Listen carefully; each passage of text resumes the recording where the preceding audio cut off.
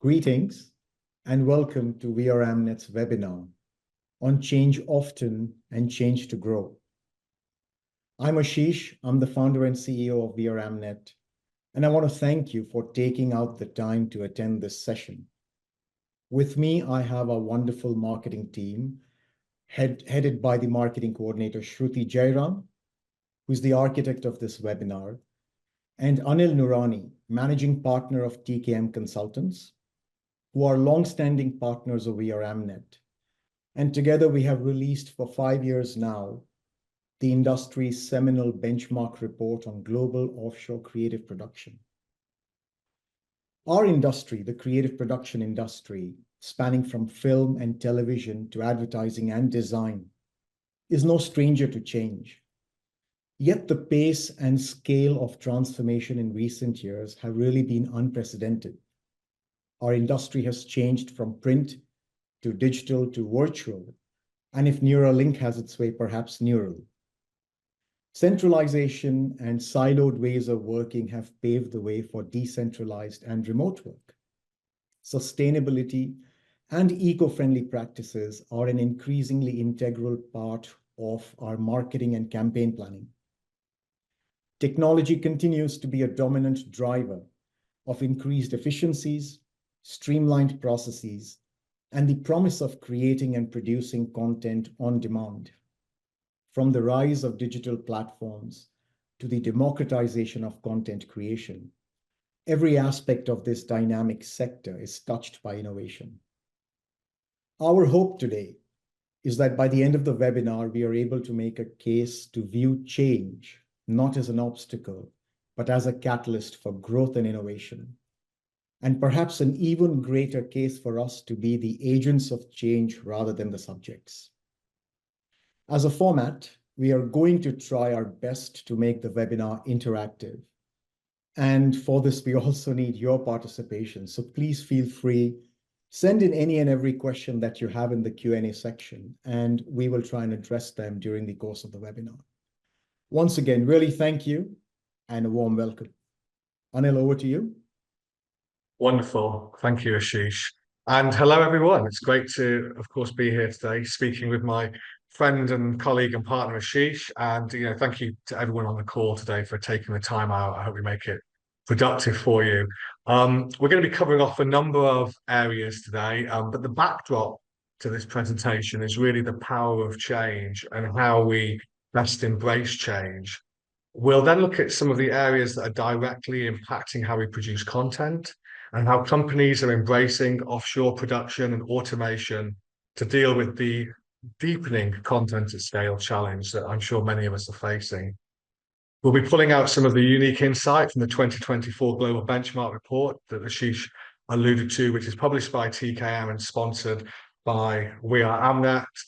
I'd like to say it's available at all good bookshops, but actually it's available at VRAmNet's website. So please go to the site and download it. I hope you find it of interest.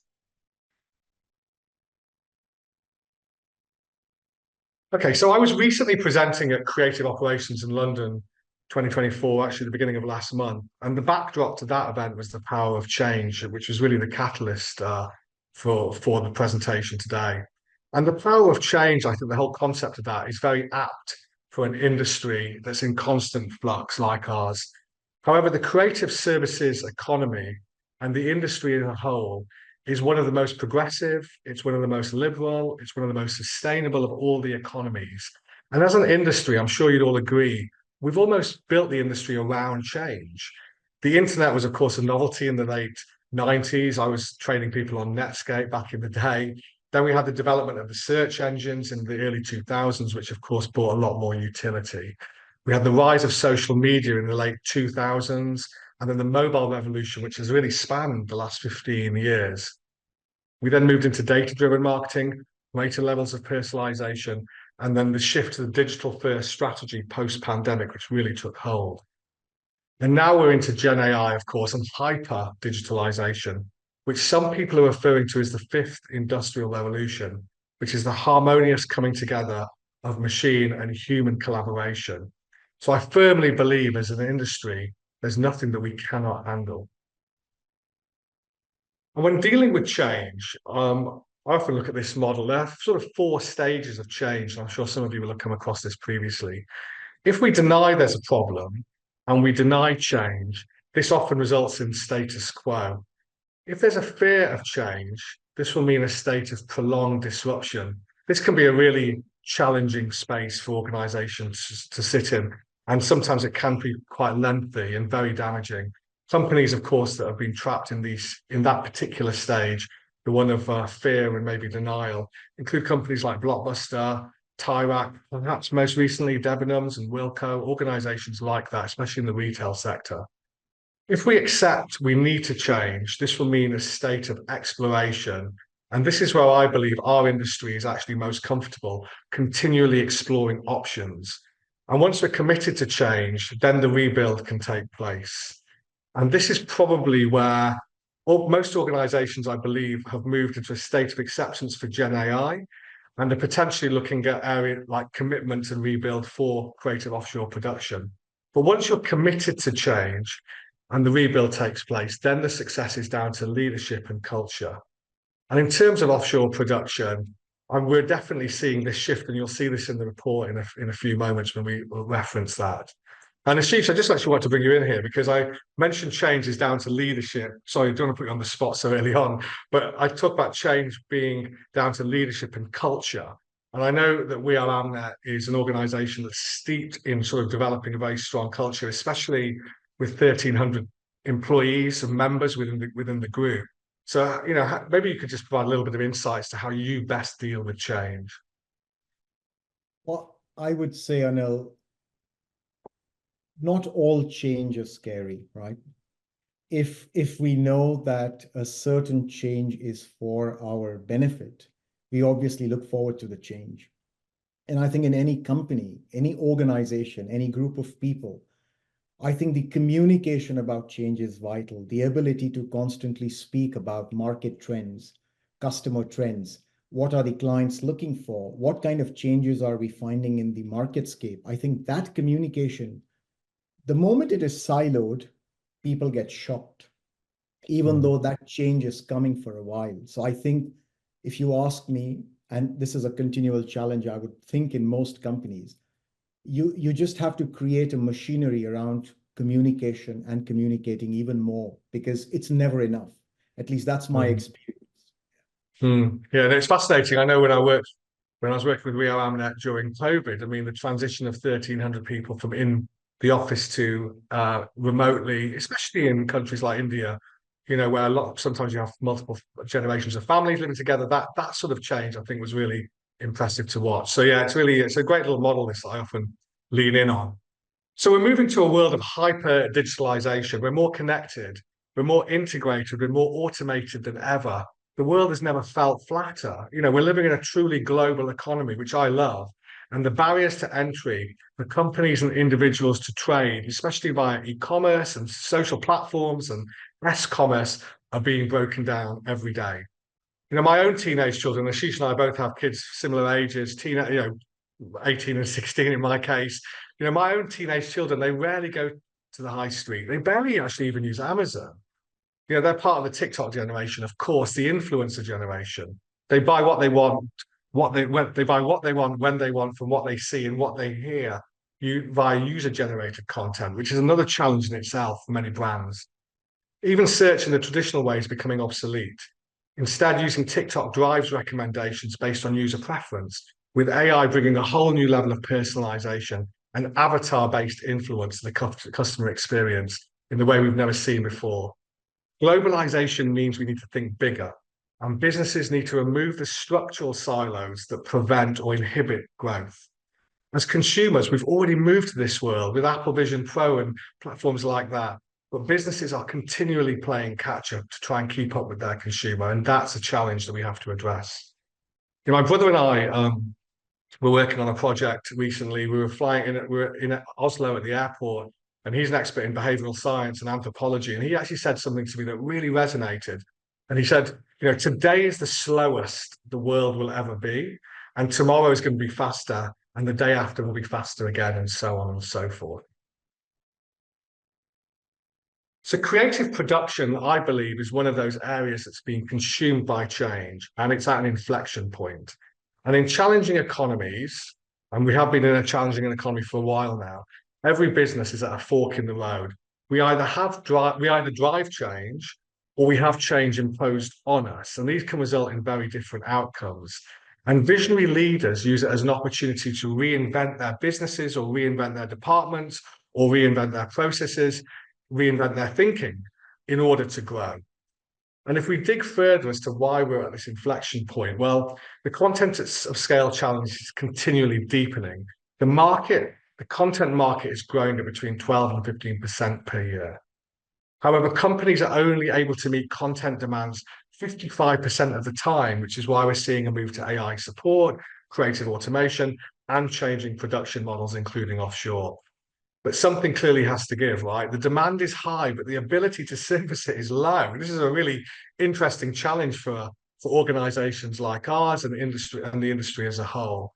And again, I just want to bring Ashish in on this point because we are now as a content provider, as a services provider. Are you seeing that inflection point? Is the volume in your case increasing? Are you having those conversations with clients, and also where we've got joint clients, and it's something that I'm seeing, especially for in-house studios, primarily, I'd say at this stage. Is that something that you're experiencing also? Yeah, I would say so. So on one slide ago, you mentioned about user-generated content. Mm, And we are truly in times where the content creation and content generation itself is democratized. So the shelf mm, life of content is very short. My true. son, we were talking about kids, my son is 18, and I remember as far as 3 years ago, he would look at brands on Instagram or TikTok, and he would say, "Oh, they're very boring." And when I would ask why do you find them boring? "Oh, the same ad is coming for the last 3 days."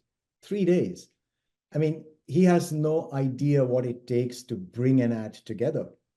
So Mm, the mm, shelf life is extremely small. And I mm, think the ability to meet that kind of variegated content on demand is not easy. I mean, I'll give you another mm, example. It's very interesting.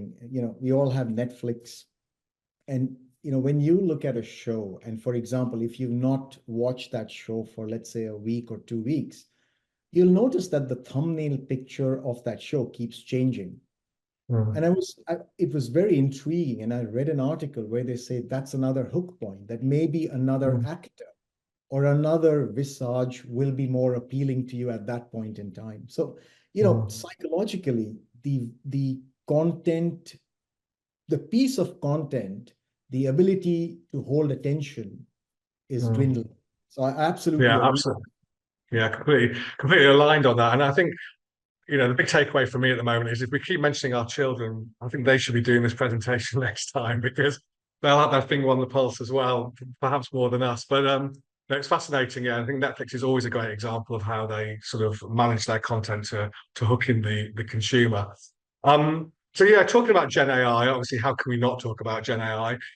It's poised to disrupt talent strategies and the pace of production. But this was a statistic that I wanted to share with you that I found fascinating, and that is that 73% of MarTech tools that have appeared on the MarTech Super graphic, that's Scott Brinker's graphic that's been out for many, many years now. I think it started off with 700 MarTech tools. It's now 14,000 plus. But 73% of marketing technology tools that have appeared on the MarTech Super graphic in the past 6 months relate to Gen AI. That's almost 1,500 new-ish products to market. This is an unprecedented growth for the technology sector. And that's actually, coming from myself, I've lived through the explosion of mobile, the big data challenge, and even Y2K. This is incredible. And it'll be interesting to see how the consolidation in this particular market plays out over the next 12 to 18 months. And there will be some level of consolidation because this pace of growth is almost unsustainable because of the challenge that we've just described around our ability to adopt these technologies quickly enough. Anil, if I can just interject, if you don't mind. I Yeah, think of course. one point to bear in mind, though, is again, whenever we speak about Gen AI, we've got to be very careful. Any leading edge technology will bring hope and hype. Mm. in general, if you look at various CTO surveys, you'll find that the adoption of Gen AI is actually much slower. And the reason for Mm, that is the security and the privacy as it relates to the technologies, right? The regulation, mm, regulatory issues, and mm, also the skills, right? The skills to basically safely implement it within the mm, ecosystem. I mean, I'll give you a mm, real example. Some of our publishing clients, they have added an addendum to their existing MSAs saying that any integration of AI-based technologies that we do in our workflow, it has to be validated by them. mm, It cannot feed into any LLMs because obviously then it becomes, mm. large language models information. So I think we also have to be cautiously optimistic about the fact that it has to be treaded carefully. I think that's important Absolutely to. agree. Yeah, again, I'm fully aligned with you. I think ethics and IP are both big challenges at the moment, and one I think that most organizations are wrestling with, especially around some of the latest technologies like Midjourney and Sora, which we'll talk about in a short while. Um, but yeah, it's a great point. And just going back to the change models for a moment. Again, all businesses are pretty much based on these four pillars, and some of you may have seen this structure before. But companies are based on people, strategy, execution, and cash. And when an industry or a company is at an inflection point, like we are at the moment around creative production, it needs to make decisions around these different areas. And what's interesting is where you think the problem lies, it will probably be the word to the left. So as a strategic consultant, I often think I think I'm a strategic consultant. I hope I am. I often think my challenges sit within strategy because that's where I feel most comfortable. But in reality, the solution can often be found in people in terms of some of the challenges that I have to address. If you're an operational expert, then you obviously lean in on execution, but often your solutions can be found in how you change your strategy. And we're going to come up with some examples in a moment. And if you think the issue is people, you probably need to raise more capital, to hire the right talent, or change your execution framework or your operating models to free up cash, and so on and so forth. And organizations like Recca, and some of you will have seen this already previously, but this is a really powerful case study, I believe, in terms of an organization that is impacting significant executional change on how they operate and the content they produce by having this quite significant strategic shift around creating 80% of their adverts they do 250 a year in virtual production studios now to drive out costs, minimize waste, reduce their carbon footprint. They're looking to combine Gen AI and virtual production so they have a solution that overcomes logistic and commercial challenges, whilst introducing tools that can overcome ideation issues, production, and versioning. And what Reckitt have recognized, of course, is we're living in this interconnected world, with artificial intelligence, virtual reality, augmented reality, blockchain, crypto, hopefully they're paying in crypto for these services, and Web 3.0 redefining how we live, work, and play. So perhaps it's again unsurprising that Reckitt are moving to a world of virtual production, mirroring how their consumers engage with the world around them. And I think it's a great initiative from Reckitt moving forward. And again, when dealing with change, I wanted to share a design model or principle that really lends itself well, I believe, to the new world of digitalization. And it refers to composable thinking. And composable thinking is all about building for change. It encourages companies to change often and change to grow, not change to keep up. At the end of the day, it helps put companies into a growth mindset. And whilst composable thinking is focused primarily on digital and technology, the principles I think can be applied to any business decision that anyone in this room needs to make today. The building blocks of composable businesses enable organizations to pivot quickly as everything is changeable. Composable thinking is about mixing and matching business functions and models to orchestrate the outcomes that you desire. And by doing that, it means that change is no longer an unknown risk, but a known tool. You're no longer building like monolith solutions, but it's modular. And you're designing to change, not designing to last, which again is a real change in mindset. So change to grow and change rather than changing to keep up. And again, coming back to our inflection point, so and also the composable thinking model, the inflection point for creative production means a greater reliance now on technology and automation, flexible resource models, and a need to invest in new skills. And what this results in companies looking to find the balance between onshore and offshore more than ever, automation and manual more than ever, in-house and insourcing, and freelance and outsourcing. And again, based on composable thinking, none of these are mutually exclusive. And companies that succeed will undoubtedly use a selection of these structures. And Ashish, I just want to bring you in again on this particular slide, because when we talk about finding the balance, I know we at Amnet, for example, is continuously looking to find the balance between people and automation, because as a company that primarily works in the world of offshore creative production and publishing and data, I know you've got a technology stack, for example, that you buy things off the shelf, but you also build your own tech. And that's sort of the type of modular approach that I'm referring to here. I mean, are there any real life examples that you can provide or any thoughts around this sort of composable mindset? Yeah, I would say, you know, the slide that you talked about, people, strategy, execution, and cash. Mm, And I read somewhere which said all you need to know about strategy is good strategy is about optimum allocation of resources. And we are very clear that we are not a technology company. We are a technology-led production services company, whether it's in the realm of data, design, content, creative.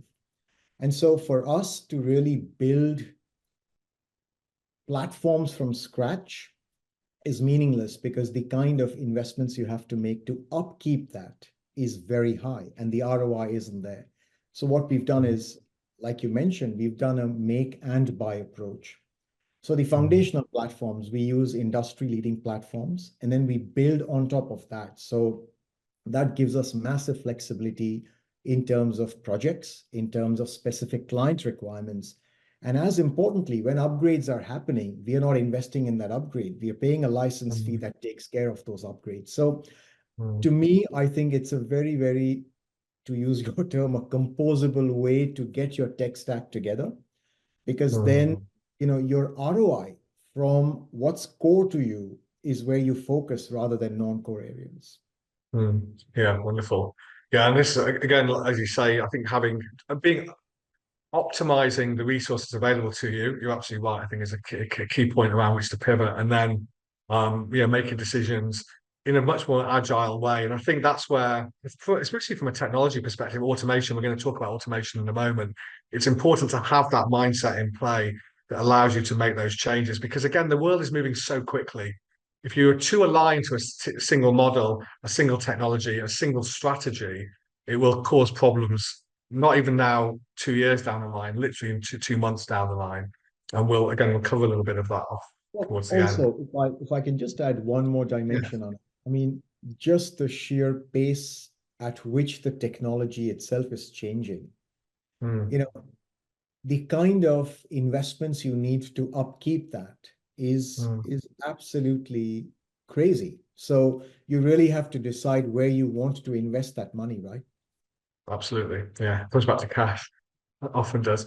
So one change I wanted to discuss today is obviously around offshore production and then the evolution of automation as well. Um, we're seeing significant investment happening in both of these areas, both in-house at the marketing level, at the agency level, at the offshore level. Um, and in terms of flexible resource models, offshore production is a model that's been helping to address the content at scale challenge for a number of years. I mean, I've been involved in the space since 2002. I set up a studio in Chennai. And despite a number of false starts, this production model is absolutely established now and growing at pace, accelerated growth post-COVID. And as we've said, the 2024 Global Benchmark Report is now in its fifth year. It launched last month. Go to WeAreAmnet's website to download a copy. There's some great insight in there. Um, Before I get into some specifics of the report, I wanted to focus a little bit on some of the biggest network agencies in the world who are making that strategic shift that is affecting people, execution, and cash. around offshore production. So what we have here is the CEO of Publicis. He's called out offshore models as a strategic move to support their agencies. Dentsu now have 18 delivery centers offshore in India and Philippines. And perhaps most interesting, certainly for me, as someone who's worked extensively with Omnicom over many years, Omnicom's CEO is ramping up the talent pool in Chennai, Gurgaon, and Hyderabad. And in India, for those of you who are familiar with India, but Chennai is a hotbed of talent. We are Amnet have 1,300 people there. We've already mentioned Hogarth are there, Tag are there, SGK, which is the studio I originally set up, they're based there. Omnicom have now moved into Chennai, and so yeah, it's an absolutely wonderful place and well worth visiting. But Ashish, again, with you on the call, it's a great opportunity. Perhaps you can just shed a little bit more light on why has Chennai become this hotbed for so many of these sort of global production agencies?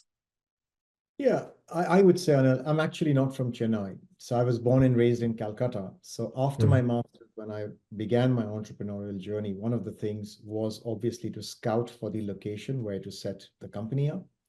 mm, And I actually spent over 9 months time in Bangalore, Chennai, and Delhi/Gurgaon. And I spoke to lots of people. I knew business people. I met the Chamber of Commerce leaders.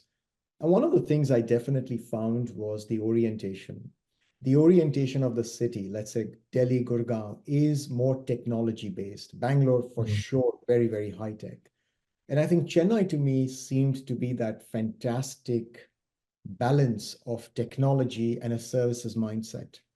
And quite mhm, frankly, I mean, I moved in 2000 and I still hold that to be true because even now, the growth in Chennai for services-led businesses is really huge, like you've also observed mm, in various reports. So I think it's the mm. mindset, it's the mentality. It's a very service-oriented culture compared to the other Okay. cities. Yeah, that's Okay, my. wonderful. And knowing we are Amnet as I do, and the generosity of the business, I'm sure there's an extended invite to everyone on this call to visit Chennai. It is a really beautiful place, and I think someone described it once to me as very blissful, and that sort of sums it up, I think, in many ways. Okay, just going back to our report then. So the report is made up this year of a combination of results from a survey initially that went out to in-house agencies, external agencies, marketing teams, specialist consultants in procurement and tech, plus in-house agencies who actually provided the most responses this year. We also surveyed marketing directors and studio directors and creative directors and marketing operations leaders in a broad range of industries from healthcare to hospitality, FMCG, and finance. Plus, we ran interviews with a host of industry leaders, which are well worth having a look at if you get an opportunity. They're short, they're very insightful, and they actually reference some of the points on this slide here as to what the big challenges are. And again, none of this is real rocket science, but it's reinforcing, I think, our hunches in order that strategic models can be evolved and changed in order that the execution can happen at pace. So, what did we learn? Well, the primary challenges are very clear. Number one was people, why companies are moving to having an offshore capability within their wider production ecosystem. Every brand and every in-house studio or external agency needs additional talent, and it can be talent at tier 3 level or tier 2 level that can be deployed with flexibility to mirror the ongoing complexity of uncertain campaign forecasts and changing schedules. Skills and scale were number 2 and 3. Every team needs more digital coverage. We know that more CGI, more video editing, of course, with a digital first strategy. We're seeing, the world's never been flatter, as we've already seen. So more regions, more local markets means more transcreation. And then, of course, more integrated design skills to offset the specialists. And in the B2B world, for those of you that focus more there, even things like PowerPoint skills, we're seeing huge capabilities out in organizations like we are in India, in the Philippines, in Vietnam around PowerPoint. Volume and pace came up within the survey. A need to produce content faster and overnight is an absolute necessity now. And again, it's not that the in-house teams can't do it. Of course they can. In fact, they've almost got too many skills. It's just down to capacity. And in many cases, many of the in-house teams probably shouldn't be working on that type of production churn. It's probably not sustainable commercially. in order that they can move into more strategic and creative services. And we're seeing organizations like the In-House Agencies Leaders Club, the In-House Agency Forum in North America, they're all reinforcing this point of view that we need to be more strategic in-house. Finally, cost. So budgets look like they're going to have a gentle upward trend in 2024, which we're obviously all looking forward to, but nowhere near enough to compensate for the additional volume that we discussed earlier. 55% of all content requirements are being managed. So that who's going to make up the other 45? These budget increases are going to continue to sort of drive this trend.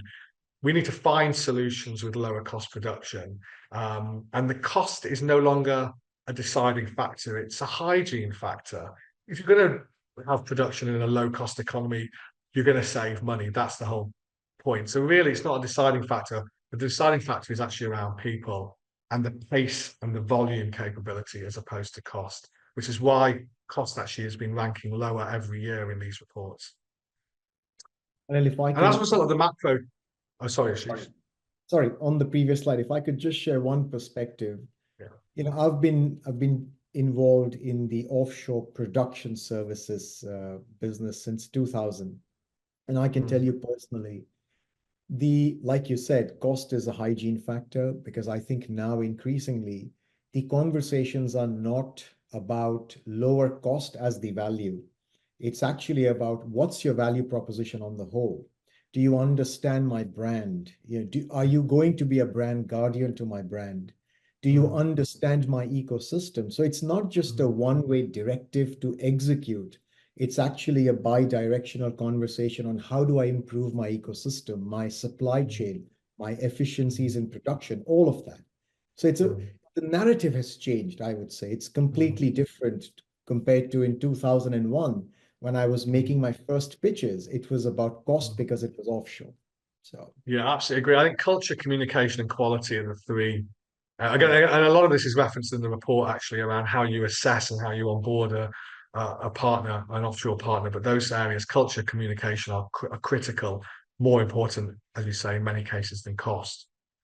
So as a result of the macro challenges we've just identified, and this statistic really surprised me actually as well, but based on all the responses we gathered, 90% of participants of our survey stated they now utilize offshore studios for some of their creative production. In the previous 4 years, that's been closer to 66%. So there's been a spike over the past 12 months, and that's the inflection point starting to bite for a lot of agencies and in-house teams. 72% of companies are now using an offshore production partner, and 18% are actually using their own studios. But again, with composable thinking, many organizations probably will end up having both. Some level of their own type of studio and then an extended offshore partner for certain types of work and volume. Just very briefly, I wanted to show you two or three quotes actually from some real case studies that are in the report.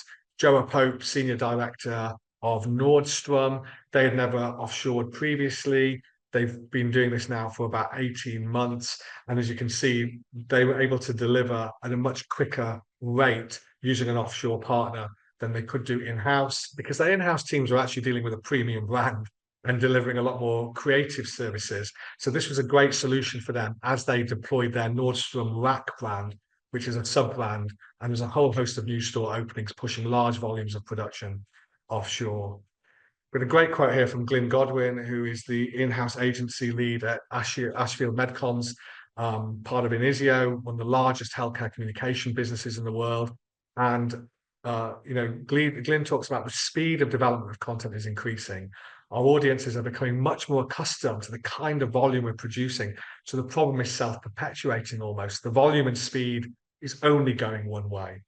So he concludes, we need an offshore partner to ramp up and ramp down when needed. And again, that's composable thinking. Ashfield have designed a production model that's fit for change and flexible enough to deliver what they need and when they need it. And we also have Sean here, who's a director of the studio at the in-house agency at King, Candy Crush, producing huge amounts of digital content, as you can imagine. She talks about their user acquisition streams are high volume. We change the background, we create 6 versions, they're all different colors. It's simple work, but it's high volume, it's good savings. Offshore allows us to quadruple the volume. And in their case, some of their acquisition calls are so complex that automation may not be the right solution for them. So they need to have a balance of offshore and automation in place. And I just wanted to touch on commercials for a moment because it is still important, although it's not the deciding factor. But Glyn, again, the interviews are all in the report to fully read, but Glyn talks about savings of between 20 and 40%, depending on region. Sean talks about savings at around 50% because of volume. And Roberto talks about savings, he's at Boston Scientific, of between 30 and 40%. And that's part of their value improvement program. It was also great in the report this year to see sustainability coming up as an area that offshore partners were being assessed on as part of the selection program, which hasn't really been the case previously. So organizations are being looked at in terms of their carbon footprint, paper reduction, low energy lighting, if local crews are being used for origination of content. And again, 2 out of every 3 companies are now starting to evaluate their offshore teams around sustainable measures and goals, which is wonderful. I just wanted to touch on creative automation for a moment. So automation and offshore are a great combination when dealing with volume. You know, there are many, many great automation tools out there, and I'm very happy to have a conversation outside of this room if we want to get into the sort of depths of the automation world. I'm sure Ashish would concur. And we call some of these out in the report: Remake, Chili, Rocketium, Celtra, Create Totally, Edison, Bannerflow. These are all wonderful technologies for various different reasons, and they all perform a really great function. But one thing I would suggest is perhaps, you know, look at your offshore partner to do the heavy lifting around automation and implementation. It can reduce your turnaround times by up to 90%. It can reduce costs by 70%. But the market, based on our survey, the market is very much looking at their offshore providers to be bringing automation in. And automation, you know, can be used for a whole host of things: reversioning, reformatting, resizing, cropping, image modification, color and copy changes, composition, and even, of course, adaptation for social, digital, retail. And if you go back to the composable mindset, I would suggest that many brands should probably stay fairly tech agnostic, considering the speed of change. And again, lean on their agency partners and their production partners to bring in the right technologies that are suitable for them, because those organizations will be working across a raft of different brands and types of content, which will serve you well as an in-house team or a marketing team. And it was great, of course, to see Gen AI ranked in the list of technology must-haves from an offshore partner for the first time ever. And whether it's Firefly, Sora, Midjourney, you know, we need to obviously start to embrace and leverage AI. There's a great quote here from Patrick Burgoyne, who many of you will probably know, who's the co-founder of iHelp. And he talks about, we're definitely seeing our in-house agencies investing in AI, but variable levels of sophistication. And we're at the inception of live content being created in this way, because of concerns that Ashish has already alluded to around copyright, IP, and ethics. But I suspect most companies are in the same place with AI. They're readying themselves, but with caution. And AI will make it possible to create data-driven content communication at a scale, of course, that we've never seen before. And, you know, in some cases, times 10. That's what Nordstrom said, and it's in the report. And one CMO actually said to me very recently, and I love this line: the birth of Gen AI will put content on steroids. And I wholeheartedly agree. So just to close off, because I know we're very close to time here, if not over, apologies for that. But one final thought: you know, change can be unpleasant and very difficult, but irrelevance, of course, irrelevance is worse. So I really implore everyone on this call, and I'm sure you all are doing this anyway, but change often and change to grow and get into that sort of composable mindset. Thank you. Stop sharing. Thank you very much. Thank you. Appreciate that. And for the audience, thank you so much for your time today. We really hope we've added some value, given you some nuggets of information to think about.